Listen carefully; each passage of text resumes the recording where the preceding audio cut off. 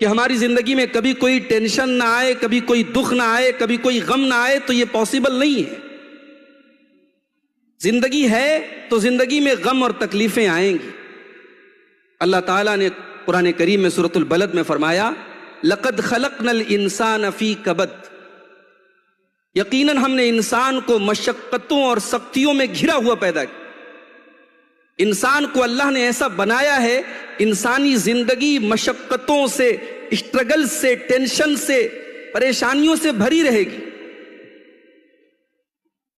ایک دوسرے مقام پر اللہ نے فرمایا وَأَنَّهُ هُوَ أَضْحَكَ وَأَبْكَى، اللہ ہی کی ذات ہے جو ہمیں ہنساتی بھی ہے اور اللہ ہی کی ذات ہے جو ہمیں رلاتی بھی۔